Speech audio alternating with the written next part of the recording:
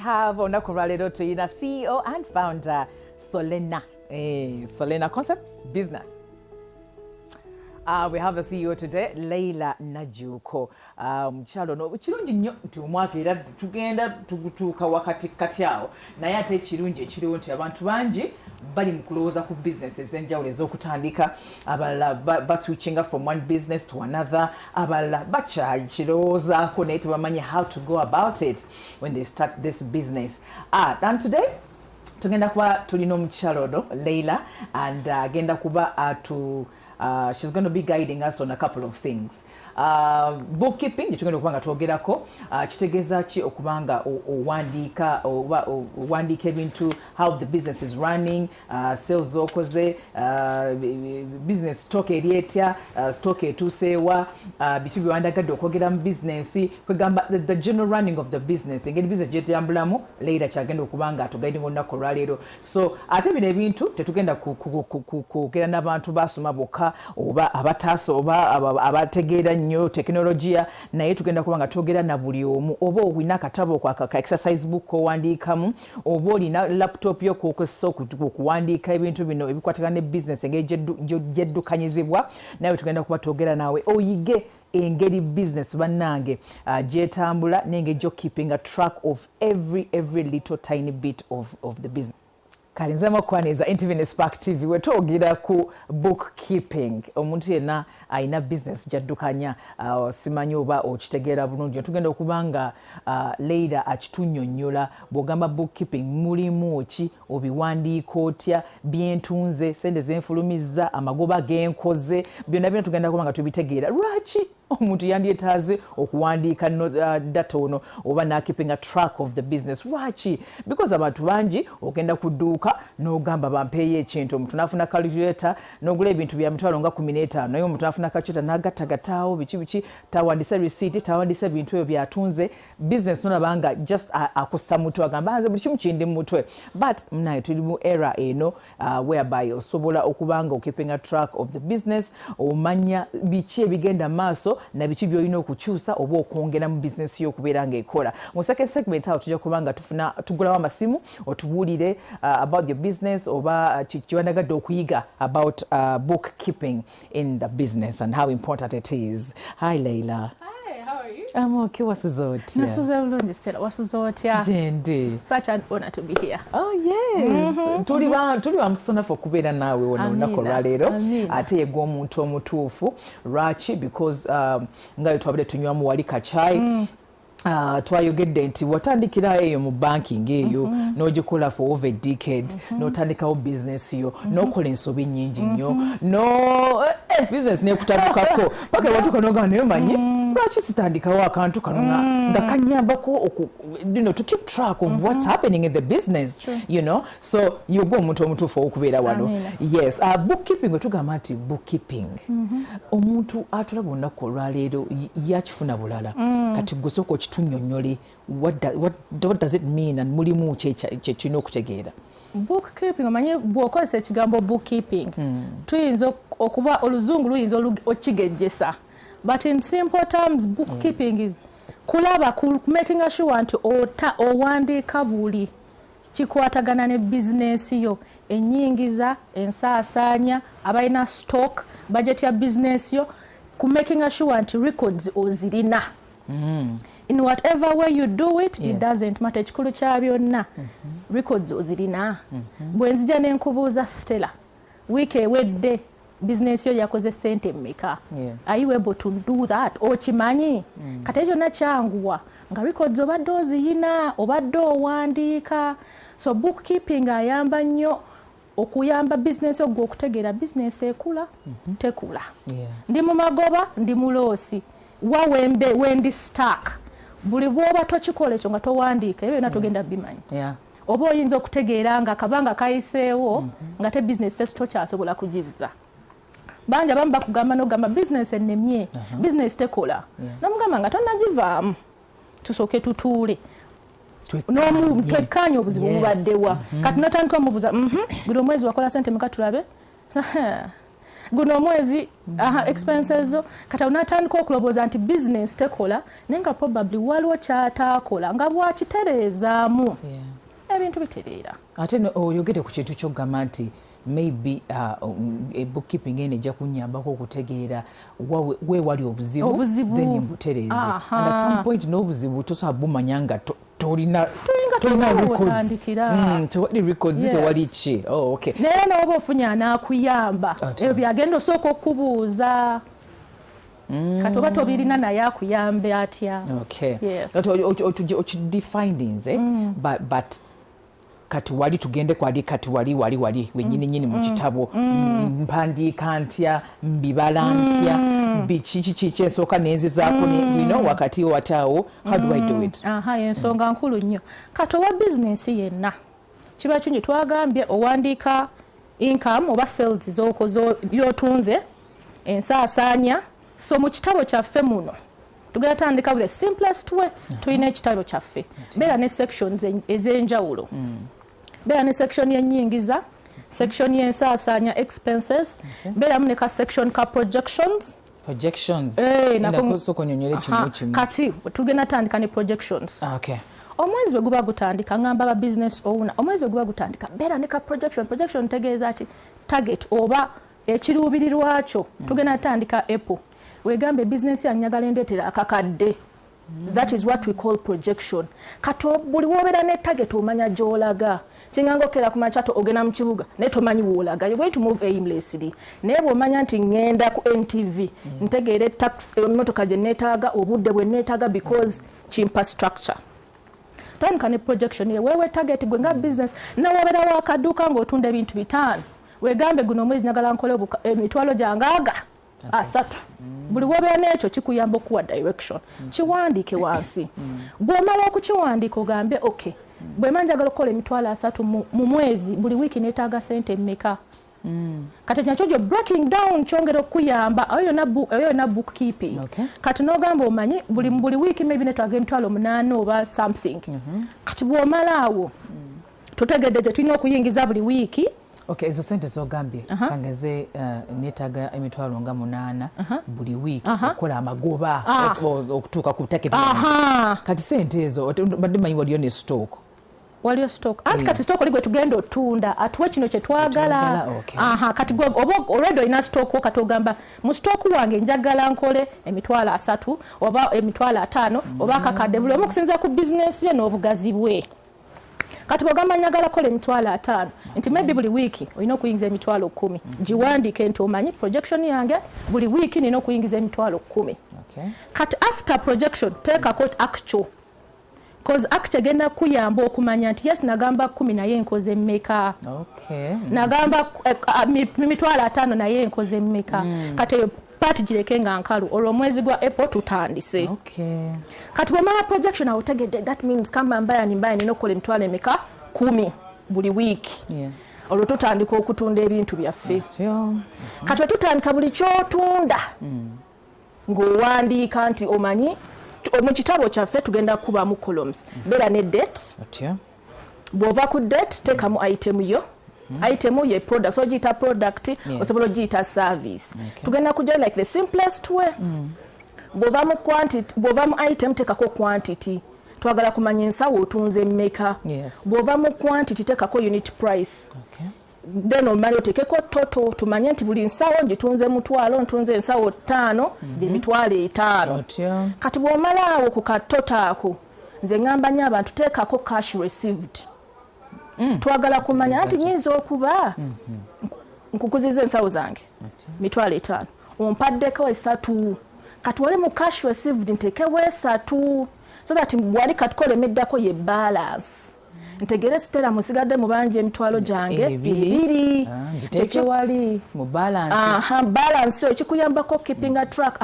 amabanja go wabeerawo business ezimu nga tebamanyi n'abantu be babanja oba they don't even know the actual amount oba tebamanyi na item ogudi mubanja ebipo ebiri n'egyali gyaki tewawandiika kati awo twagala tuveewo so kati buli item gy'otunda ng'orecordinga buli item gy'otunda ng'orecordinga ate ak'enjawulo abantu mbagamba nnyo bw'oba owandiika item zino categorizing zitemeteme. For example, bw'oba olina otunda ensawo za blue, eza black, eza purple, towandika buwandiisi nsawo.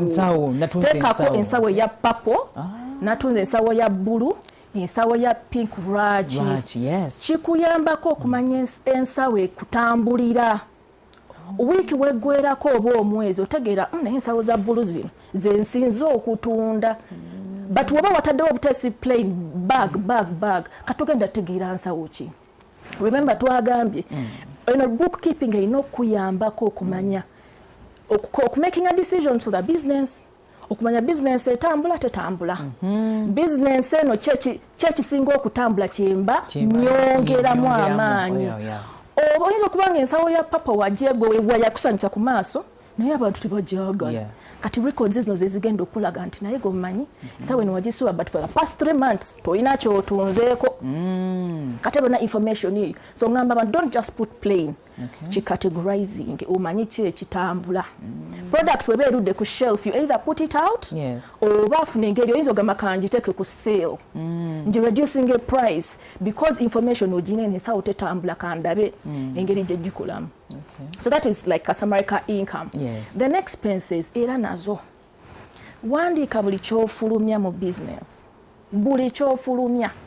Kati omanyi buli ogamba abantu buli kyofulumya abantu beerabira ka mobile money charge. Nabwo kalina okubeera. Stella bwe nkwata kati essimu yange nenkuweereza emitwalo 5 bagenda kunsala ssente. Bakusala. Naye kati ojasanga omuntu mu kitabo nga yawandiiseemu 5 gye naweereza Stella. But n'olukumi naluluuzinze. Nze kati wema mpaati kangenda teekako 51. So that expense, I know the actual expense enfulumya ya business. Waguza ya time wa 10 muwandiike. Yes. Airtime oyo gwe naguze nabadde nkola byange oba kubira customer, is it related anything? Kina kuba kya business nga ndi ku mulimu. Ate kati katusoke tusimbewo n'akati ensonga gy'olese enkulu nnyo eyo. Bantu bangi bagasse nnyo personal money mu business money. N'otunuulira ebitabo by'omuntu nga yaguze mulimu bought onions. In your books of the business, tetwagalamu butungulu, tetwagalamu nnyaanya, naweereza jjajjange ow'emasaka emitwalo 5 ebyo tebibeeramu. Era abantu mbagamba weewa omusaala. So in the business, get cut part of the expenses. Your salary ebeera part of the expense. Oh, salary is part of okay. Kati salary gwe weegambe nga nze nga nannyini business Stella. Kanzijengamu okusinza ku business weekola kanzijengamu emitwalo 3 ngewe ngesasule. Kati expense gye twagala mu bitabo bya business. Kati gwe gana 3 go gw'omanyi engeri gye ganaatambulamu. Oba ogaguzeemu weereza jjajja oba okoze otya, it's up to you. So expense tuba twagala buli kyofulumya nga kya business kiwandiike. Don't be tempted as a business owner. Okugamba kasa business yange kangudizemu kino nzijjamu ojjemu ssente buli bw'oyagala jjamu ssente omulundi gumu nga weesasula ebisigadde bya business but every expense tugiteekemu. Lwaki sandi mixinze wamu ekitabo kyempandiika mu records za business ate nenteekamu ne personal expenses? How dangerous is it? How does it affect the business? Ng'obigasse? Anti ng'ogasse buli kimu, nguzeyo obunyama, nguze gundi, nguzeyo engatte yange, nfunda nawe mutembeeyi ng'ayitawo ne ngulayo, ate abatembeeyi abo no getting tempted in everything. Zaawe enseenene. Ngulayo. Kati olaba ekintu ekyo kiba kigenda kukosa business. Oli mukulya ku business. Olina mukulya kyakamagoba ga business. Gwe buli ky'onaayagala jja mu business. Buli ky'onaayagala jja mu business. Tugamba byawule. Buli w'obyawula kikuyambako n'okumanya, twagambye no business ekuyambako okumanya obuzibu buliwa. Bwe mba nategedde nti ssente zino naziggyeemu zaagenze ku rent wa gundi. Manya expenses ziba zinsuseeko, manya eriwo ey'okutema, ey'okuggyako. Nti nasasudde amazzi gaabadde g'ebiri, can we reduce to 15? Najjamu salary wange yali wa 3 naye business tetambula, can I reduce to this? So buli expenses obwozitema no okikuyambako okumanya expense kyesinga ofuluma. So that omanya njijjewo njikendeeze oyinza okuba abaana obasasula ssente nyino gamba maybe nabo mbakendeeze mbaze ku commission because wabyawudde abantu tolina gatta personal money with business money otherwise business tegenda tambula because gogikwata mu buli ssaawa. Yeah, Leila ate n'ekirala abantu bw'abanga alina business yabeera selfish towards ye kennyini teyeesasula abantu abamu tebeesasula tukyogeddeko nti kikulu. You know? Why is it important nzo okujjamu ati nange neesasula nganze abantu batuuka ne basasula abakozi bonna biki ye ne yeerabira naddayo ate naazizzamu oba mifo ky'okukola personal whatever. Ati kati era ng'omuntu yenna kati nga we nabadde nkugamize nakola mu bank nga bansasula omusaala so bwe ntandika bizinesi yange I need money okusigala nga nnwaninga bwe siteesasula esente ngenda zijjawa. Awo nyinza otandika ogenda mu mabanja which is still going to cost the business. Oh, yeah. At least kaneesasule akatono menkinge sure nkajjaamu toweesasula kingi because gwe nanyini business weesasula according to entambula ya business. Kyekiri recording nomanya amagoba nakoze ga this much kaneesasuleko bwe kiti because bw'okisussa era okusa business naye bw'olina okwesasula. Okay. Okusetting a target nogamba kati guno omwezi gwa April njagala kola amagoba kamitwalo nga 3. Ekyo tekinteeka oba tekiteeka muntu ku pressure kuongeza kabeeyi atuuke target eri gye yaseetinze oba asobola okusigala nga atunda same price naye n'akyusa engeri maybe gyakulamu ebintu. Anti kati olaba yes it depends era naawe osobola otuula n'olaba business yet eperforming etya kati osobola taking a target nogamba njagala emitwalo 3. If your prices are low compared to the market osobola ogamba kanzongezi.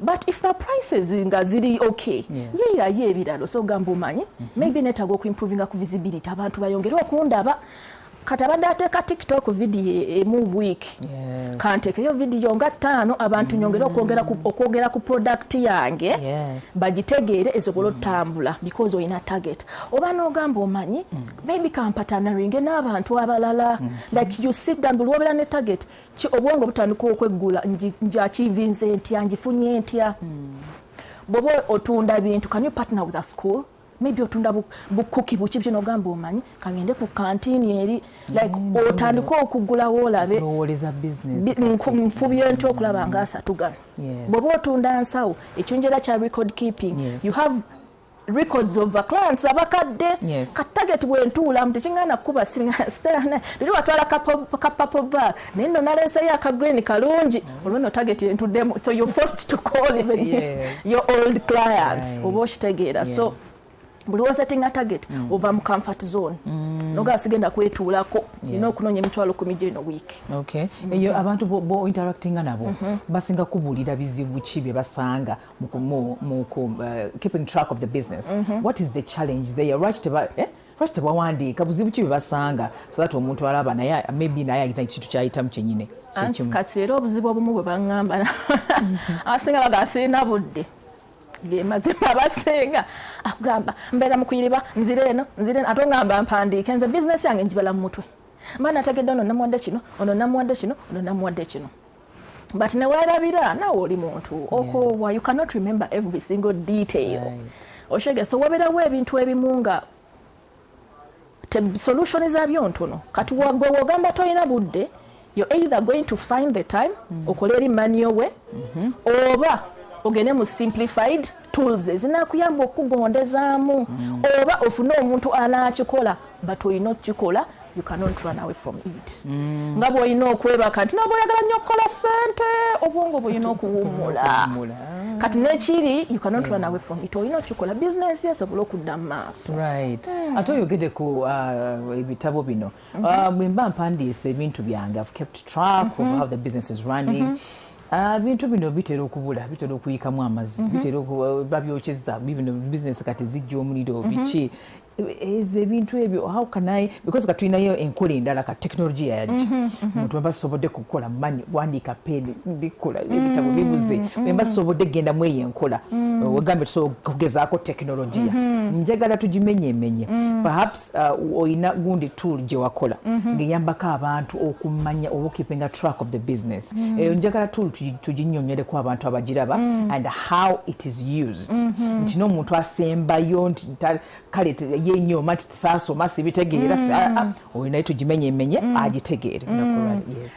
songa gyogedde nkukuba nange gye nasookera nno mu bitabo nga buli kumakya mpandika ebintu byange naye ngenda okulaba that time I'm taking funa calculator bala ne bikubuzaabuza n'oddamu ng'omala obudde obusoofu okugenda onoonya customer mbumala mu kubala ne ngamba lwaki si designing aka tool akagenda okunyamba okuŋŋondeza bino ebintu kati nga excel designing ekintu figure sum egenda kumpa totals zigenda kumbuulira so ne designing aka tool bakayita business finance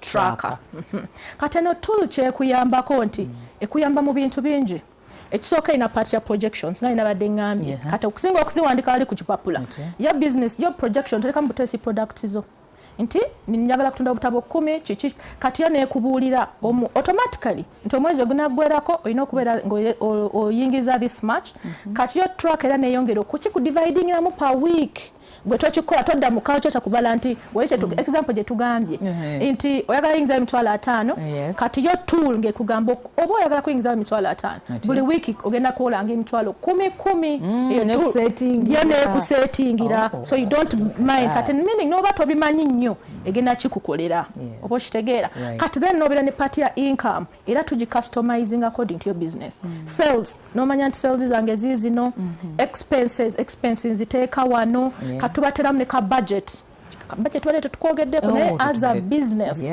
kiba kyungi n'obeera ne budget eyo kati tusimewa kati kutu because of course budget how does it help the business kati budget eno kikuyambako okumanya ensansanya nawe okuplaninga bwe mba mmanyi nti business yange yeetaaga obukadde for example bubiri okuyimirirawo oba mitwalo 5 kinyamba ne mmanya nti nina okumakinga sure fitting within budget yange gye neegamba tugambe tugenda mu Apple sobola okwegamba sigenda sukka mitwalo 5 mu expenses zange oba million 2 oba kikuyambako okubeera disciplined nti bw'ofuna ekintu ekipya ekiyingira was it part of the budget era n'ebitongole ebinene bw'ojjanga osaba oba ka trip oba kakugamba but this was not budgeted for kibayambako okubeera disciplined yes otherwise ogenda kufulumya aimlessly kati ate sente oyinza okuba since tewazi budgetize kitibageza tezirinawo kati awo ogenda okwekanga ng'ogenze ne mu mabanja oteekamu ekintu ky'otaaki so tugamba biza tuula omwezi genda tandika come up with a budget proper toteebereza eyo gy'olina okumakinga sure ekyokulabirako budget kati mu budget yaffe definitely mugenda abeera mu rent mubeeremu yedduuka seeyewaka so bala ogenda mu rent mubeeremu maybe amasannyalaze maybe rubbish maybe salary abaana babo bawa lunch transport allowances ebyo bibayambako ku business obiteekemu bw'oba onaasuubula kati abasuubuzi era nakosa ogamba bwe mba naasuubula ndowooza ngenda suubulanga mirundi 2 I need this much kati kikuyambako nti wadde balesa ka product nga tonnakayingirira kubeera excited budget yo omalako because we've gotten instances where omuntu agenda n'asuubula naye n'atasobola nabijjayo kuba talina sente za musolo teya budgeting era balina kubuuza omusolo nagumu guli mu budget nagumu kusobola otegeera nti sente zino ngenda kusuubula this much naye omusolo bayinza kunsaba this much sooka obeere n'ez'omusolo otherwise ogenda leeta ebintu bituula nga tetosobola nabijjayo so na budget bebegenda okuyambako engeri gy'obimenyaamenyamu byangu byakutegeera era tugenda mu segment yaffe eddako osobola okuba enamba y'essimu n'otubuuza kikyolowooza oba nawe n'oteesa munange according omulama gwe tulina olunaku olwaliro katumulemu katono nnyo ate bwe tukomawo tutunuulire enkola erimu tekinologiya ekuyambako okwanguya ebintu bino bye twogerako kale tovaawo. Alright, wechekumire ku NTV ne Spark TV. Abaliko X, thank you so much for tuning in. Abaliko Facebook Live, thank you so much. And number is bagenda giteka yawo. Yes, abantu baberenga mukuba mutese oba muwabule oba mwongereko ku topic eno nawo tumulire engeri gy'eddukanya mu business yo tumulide wali twetwogera ku a new tool that later designed that yambako abantu bananyini business abaddukanya business ezenjawulo okumanya bichi business eno bichi what is it about this business that I need to keep track of nfulumya ntya nyingiza ntya expenses ziri zitya abakozi mbasasudde mmeka omusaala gwange guli mmeka emisolo budget bingi nnyo naye ate byonna byonna oluusi okukozesa manual no pen wandiika bitabo bibyo bibuze bibyo biyiseemu amazzi ate so there is enkola empya ya teknolojia naye tulina abantu ate abagamba nti ebintu teknolojia sibitegeera bulungi nnyo waliwo abantu nga bali rigid tebagala yiga oba tebabitegeera butegeezi so here you get a chance kantu kali very simple and you use it nolaba nti business yetambula bulungi nnyo sooka tubulyeko more about that tool n'abantu ngeri gye bayambeko okutereeza business zaabwe. Okay. Nga sinayogerako katuulo ako nsaba just era nekino kikonyeko kozi wabadde twayogedde okwawula personal n'ebya business. Okay. So ninayo ne tool eya personal ng'oyagala personal finances and budgeting tool eyo gyeri. So kati eno tugambye eno tool ya strictly business si yakutekamu bya personal. Kati mweno tool tugambye tulina section ya projections. Omwezi we gutandika gwe bwegambe business yange njagala ekole how much. Iyo tool egenda kusummarizingira zoyina okukola buli wiiki ekikuteeraawo. Katulinamu ka section ka stock. Stock bye bitundibwa byolina. Cause bantu bantu tomanya oba olina ensawo 10 oba olina ekyali ku manyo kati tukimaleyo nemo tool tutera mu stock tuteka mu stock ono kati go wa business obala stock nti ndinamu ensawo 10 biki so ne tu recordinga stock golina mu business yo katumaza recordinga stock kati awo bwotunda tulina we tuteeka sales era kati neyo section weri ya sales kati kana akantu kangu omanya omuntu akulira ng'ogamba nti waliyo digitalized way ayinza okweraliikirira naye nkukakasa nti cause era juka most businesses kati oli wano Stella probably you have a business out there naye oyinayo omwana agenda ogibeeramu siggwe so kano katuntu tuba twakakola in such a way that nti nawe bagwe toliyo omwana gwe waleseeyo ataasoma kinene aba asobola. It is very simple. Fe tukoze most of that automation ebizibu byonna fe tuba tubikoze kati nga nkugambye wali mu projection kigenda kwebala kyokka gwe omulimu gwonga atudde mu business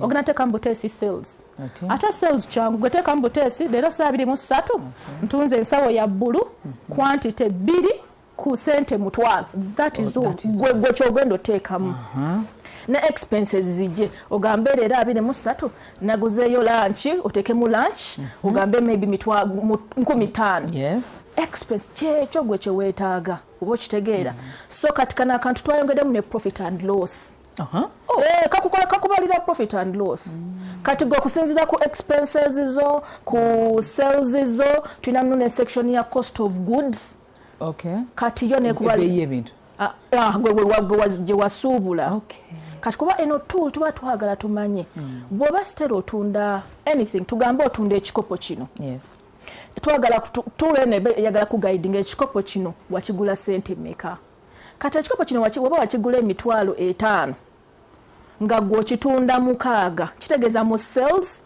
ogenda teekamu $6,000 then mu cost of goods oteekemu 5 gye wasuubula so that tuwekubalira nti oliddeko $1,000 sebegenda kulaga nti buli product that's why tuteekamu cost of goods esobola okubalira nti buli product ogiriddeko this much oba toliddeeko kuba etegedeze wasuubula nezootunze.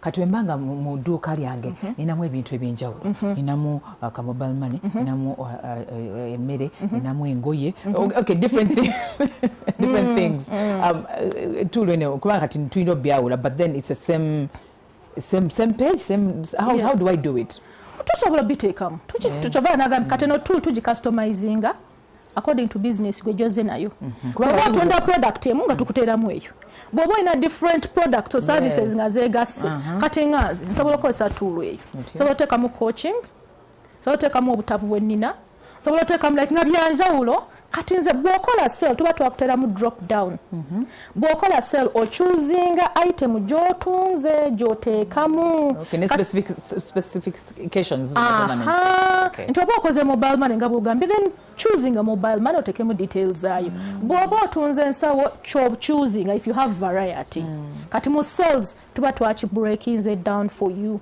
era ne mu expenses tuba twagala breakdown nti kati nsasudde masannyalaze kati nsasudde mazzi kati nsasudde kino so oyina ogenda oteeka sales era columns mweziri nga bwe wandizagadde tuteekamu date tuteekamu week twagala kumanya week 1 okoze sente meka kati ekyo nina ekya tool eno advantage nti ekuyambako okumanya sente mu week 1 kati tubadde mu March week 1 wakoze sente meka week 2 wakoze sente meka week 3 wakoze sente meka week 4 kuba business owner tukola ensobi nnyingi oyagala kutunulira performance ya business yo ng'omwezi guweddeko. Oh, so you don't have to wait for a month to end. Kati no week one weekusala because you have the information amaanyi ng'ogateeka mu week 2 kuba katu egenda bikulaga ebyo nati week 1 wagamba 10,000 naye wakakola 3 nekakuwa ne negative wali 7,000 negative nogamba week 2 kan tigenda kwetuulako utambulira mu negative oba shooting a video oba ngende was nani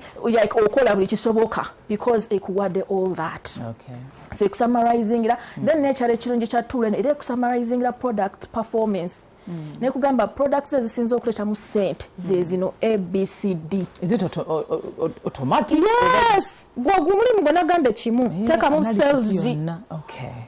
Omulimu gwe gwakuteeka mu ntunze kino ku bbeeyi bweti yo tulegenda kukolera that analysis ekugamba oyina products 10 naye ku products 10 for the past 3 months otunzeeko 2 kati zino ezisigadde gwe n'olaba nzikolera ki nzijja ku mudaala nzise ebbeeyi oba ndekerawo zisuubula. Okay. Yes. Okay.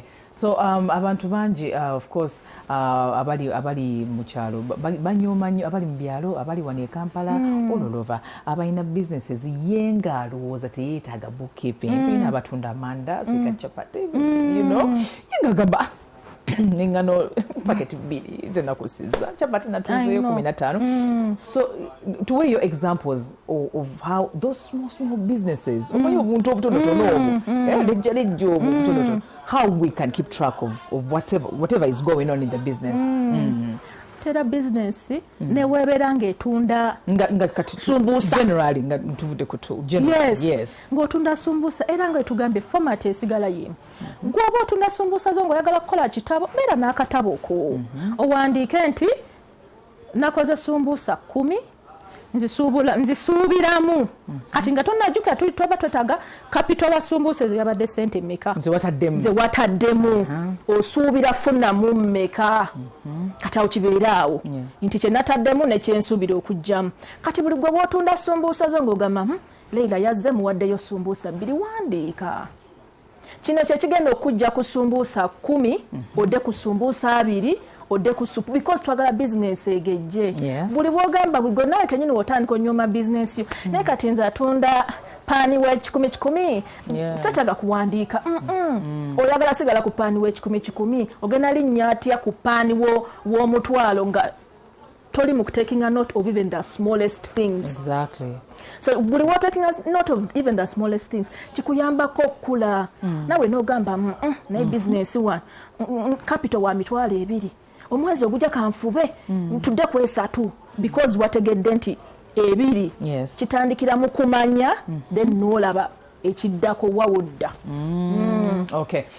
Of course tusaba batutereeko ku simu then abantu babeeko ebibuuzo bye babuuza oba okuwabula kwe bayisaawo so mukwogera okuwandiika buli kimu ekigenda maaso mu business yennyingizaayo enfulumya byonna ebikwatagana ne stock biki byolina biki byolina okutunda biki byotannatunda osuubira kukolayo ssente mmeka guno omwezi n'osetinga target oba in a week n'osetinga target n'olaba ebitagenze bulungi ate munange n'oterezaamu olunaku lwaliro kye tuli mu kwogerako era tuline Leila yali mutuyambako obitumenyera so tubitegeera bulungi nnyo and of course waliwo ensobi zetukola nga tuli watuwandiika kati tuli because bwoba tukozesa tu wabeerayo other things that you can definitely do. Yes, please nabyo tubisoka tubiitiremu abantu abatulaba any other options that are there then n'ebitabo bino of course tubigendeko ebiziba twatandikira mu simplest way sobola okuba bitabo. Yes. Katugenda owandika mu kitabo omulala asobola okukwata essimu ye nina Samsung Notes n'ogamba kampandike nga mu Samsung Notes zange abalala n'agamba kakozese tool abalala n'agamba ekiba kikwanguyira kyoba ogenda okukozesa naye kye tuba tusaba nti making sure kikuwa all the necessary details okitegeera ati towandiikako katono So go option yonna gy'oba choosing na kwangula put everything there. Yes, tokowa because kino kye kigenda okuwa information oba decision mu maaso eyo gwewala right now is obutakifaako nyiza okumakanga ntekemu kino stera mutekeko all the necessary details zijja kunnyamba eyo mu maaso. Yes, so you can use gwe kikwanguyira for as long as you're taking the records tuyina tugamba ebitabo essimu digital waliyo apps so gamba kankozese app nfune apps gy'okugula njiteke ku simu yange so nomanya kati nawe osobola nogamba which one is going to work for me as an individual. Oh, now okay, now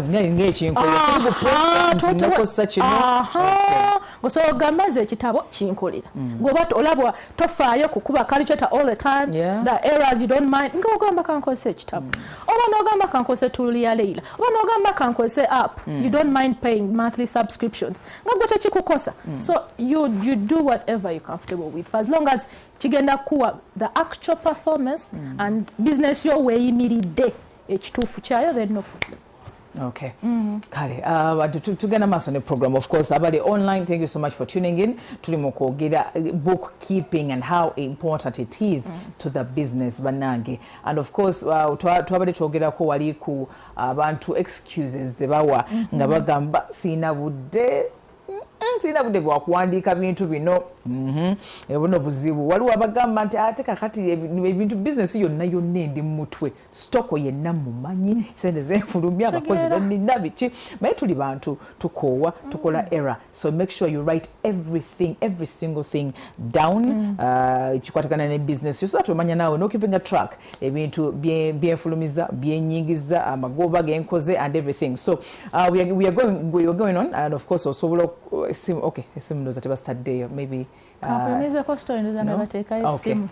all right. So some of those businesses over successful stories abakoze bookkeeping bambi ne bakolera kati wagambe nti abantu abagamba tebalina budde nenzika some of my client walo client yankubira ekyo nangamba njagala katuluko kat nemugamba obuzibu buliwa yali atunda mushrooms obutiko kati nga atunda obutiko bwennyini obwe bajja mutaka atunda ensigo then oba najjamu n'ebizigo kati over time dozanga bimukola bino betugamba mbala business yange mu kitabo oba mu mutwe nga bagenda ekibiina kye balimu nga bakyala abagenda bafuna is it a donor grant ekimukola like abantu agenda obbawa ssente naye nga omuntu agenda obbawa ssente agamba njagala ki njagala mundete ku bitabo byammwe ndabeko ebiri organized omukyala nga ebintu enagamba nga talina waatandikira so omukyala najja nangamba amazima nfunye donor but netaaga something okwalaga nti information yange eri organized naye n'okutula for almost a whole night okumukolera akantu ke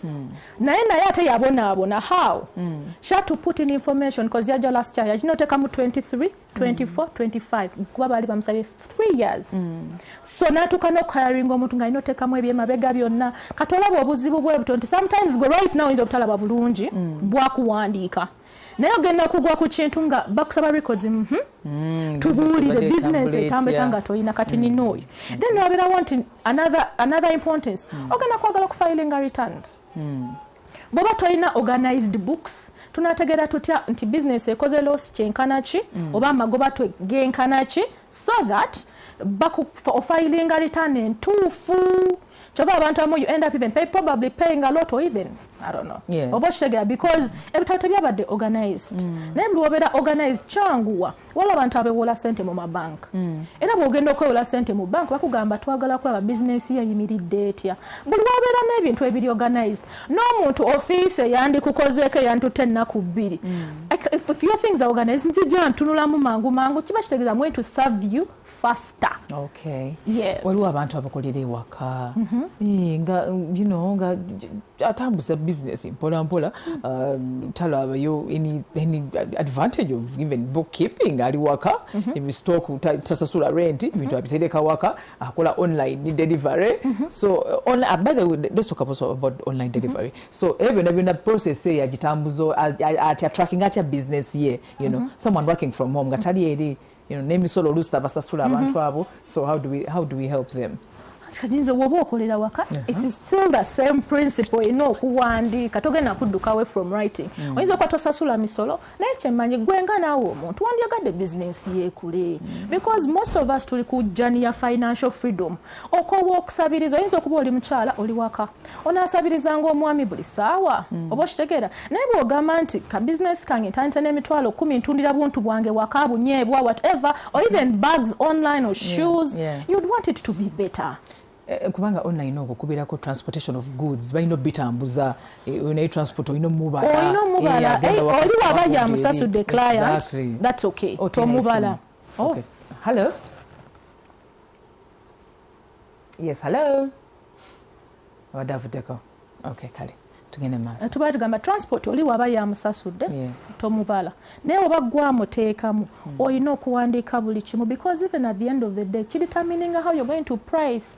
Because stella bwe mange ndateeka mu transport wattaano mu product yange gye ntunda ebiri kibakigeze genda fuuka ebiri kitundu because I have to cater for that transport naye bw'oba towandiika gogenda waayo product nti ngitunze ebiri but ideal obanga gitunze ogumu ekitundu cause ziretano tewazibaze ate ng'ozinkarinze so oba okolera waka oba okolera wa oba okolera mu office tugambe yourself you're formally employed naye nga muka office olina bw'otambuza bwonna buwandiike kigenda kuwa direction ya business yo oba business capital wa mitwalo 3 oba business wa capital wa $1 billion you need to take note of every single thing that comes in and goes out boba yagala business yekule. Okay, tuyina essimu. Hello. Olikwen TV ne Spark TV avudeko. Oh, sorry about that. I think network ebatawanyiza but it's okay. Hello. Hello, Liquid TV ne Spark TV tuli mu kwogera ku bookkeeping mu business yo. Bampita Ronnie asinzidde Nsanje. Tetumulya bulungi ka volume.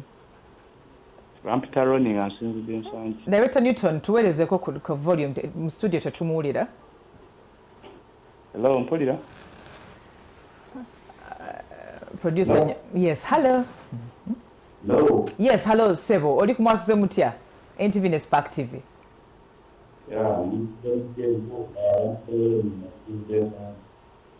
Yes, Sebo.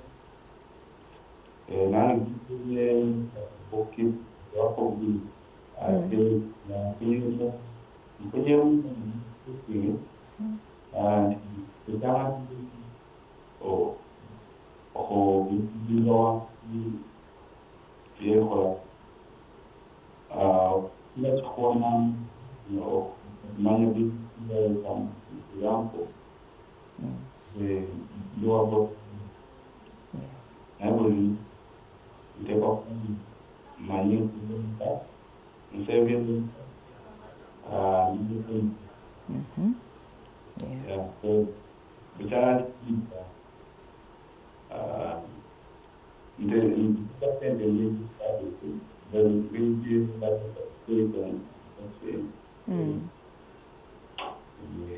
Okay.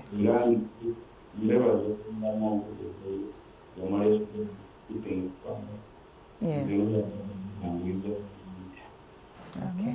Webale nnyo webalire ddala Anna yayas agambye bookkeeping yemuyambyeko nnyo kyansuso mu business ye era kirungi nnyo abantu ogamba by the way waliwo n'akantu ke wakoonyeeko n'ogamba nti nno bw'obanga oyingizaamu ebintu by'otunze kangeza otunda ensawo toteekamu natunze ensawo oteekamu oba otunda bika byanjawulo oteekamu purple bag black bag red shoe but, you know details noziteekamu. Hello.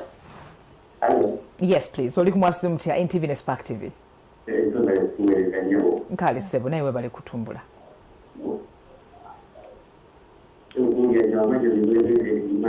Yes Sebo. Yes Sebo tukuwulira.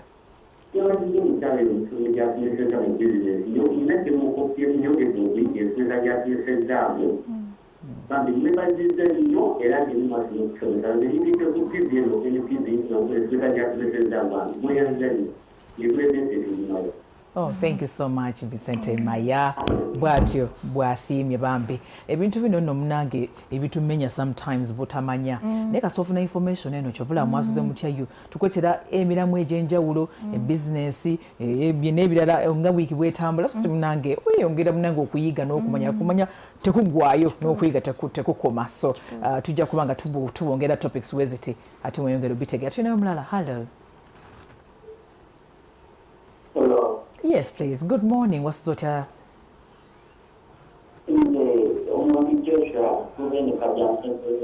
Yes, sir.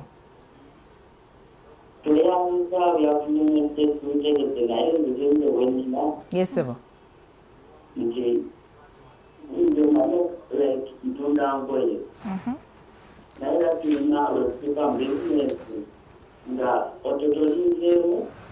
Bivaayo naye okwakawukaja bizinesi n'okuzamu ekyakakati naye n'okumaliriza nga olaba bizinesi teyongeddeko n'ekiryawo ate nga n'akasente tokalaba wadda tusali kiri kityawo. Engoye oyingizaamu data mu gundi oba kitabo okozesa gundi ki? Owandiika mu kitabo olina app gy'okozesa? Like mpandiika. Okay. Naye okukanula banga osazeewo like business ekule ozaamu naye ng'era olaba kasente at the end after month nga kasente olinawo katini naye nga tene business tekuze kiryawo tobadde osuubira. Okay. Bwatyo thank you so much. Weebale nnyo ssebo. Awandiika atunda ngoye. Omwezi guyitawo amagoba tegeyongeddeeko business tegaziye temuli kugamba tekyuse oyo osobola muwa amagezi kyoyo omuwabula otya anti kati era nga tuddayo agambye awandiika awandiika buli kimu nga ennyingiza n'ensaasaanya agiwandiika because bw'ogamba nti ogenda n'otuula kati twagambye buli w'owandiika otegeera obuzibu buliwa so bw'obanga alaba rekodi ye akiipinga ntuufu awo nga tudde ate ku kizibu ekirala obuzibu buliwa buyinza okuba awandiika bulungi ebintu naye nga probably obuzibu kati buli ku customer experience obwo obuzibu engeri gyahandolingamu customer be oba obuzibu buli ku the actual products zalina abantu bazaagala tebazaagala feedback ki gyafuna mu bantu afaayo okufuna feedback mu bantu ku bintu byatunda bakasoma bajja bahandolinga bulungi products zatunda nnungi kati oba ogenda tunuulira ebiralalala. Okay tugenda. Hello tunayo omulala. Yes, hello, wasuze otya eyo? Hello, oli ku Mwasuze Mutya ssebo NTV ne Spark TV kooli tukuwulira ssebo gye ndi munange wasuze otya? Yes ssebo gye buli ssebo mpozi gwe olina ekibuuzo tugugera okutereka ebitabo bizinesi engeri gyetambulamu buli kimu n'okiwandiika olina bizinesi olina oyagala kubuuza kibuuzo kuwabula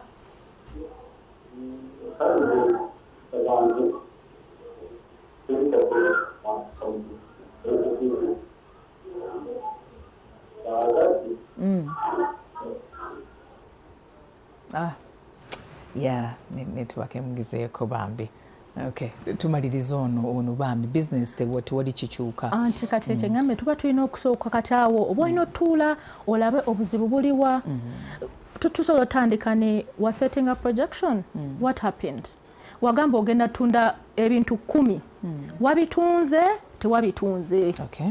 Bwoba wabitunze oba tewabitunze waki tewabitunda maybe abantu tebakumanyi oyongera ku visibility maybe tandika okupostinga tulina WhatsApp groups naye nsanga omuntu nga tazikozesa nazikozesa maybe business otandika ogipostinga mu WhatsApp group buli kanaku bantu bayongera okugimanya.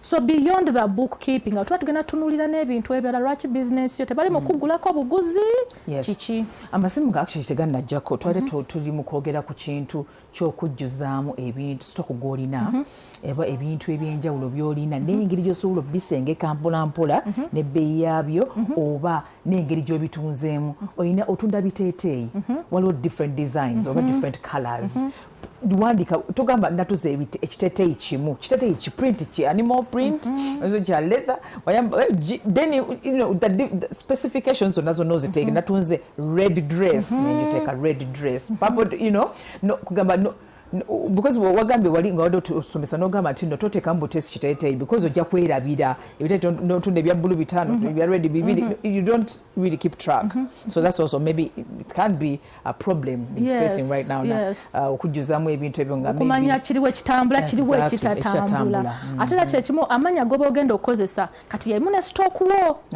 bw'oba ogambye nti purple dress nga owandika mu sales ne mu stock should be purple dress kuba twagala kumanya era kyenagambye katememo ebiyamba ne tool tulabegenda kuyamba nti bw'otunda ku purple dress waba walina 10 eno stock automatically ng'akendeera nti watunzeyo eno mu sales kimu eno mu stock automatically nga bifuuka 9 so buli weyongera okwawula ebintu bikuyambako okumanya kiriwo ekitambula kiriwo ekitatambula ntereezezaawa okay nga tumaliza wayogedde n'abasuubula because n'essente ziri zisuubula tulina nazo zi-including in this whole bookkeeping yes kati nga mu expenses zaawo emisolo gyonna gy'oyinkari nze giteekemu mu expense okay tulabe kale tweyanza nnyo Rose Form Uganda of course omufaliso ogwakabi ennyo high density mattress that's the one mukwano nzuka nakugeza kunengamba manyi ebintu bino byagezaako so ati nkyogera nange ekimanyi but thank you so much Rose Form Uganda osobola okuyitirako any distribution point nowegulira omufaliso gwo baabana bannaye bali mu vaaka and everything waliwo abagenda otandika okusoma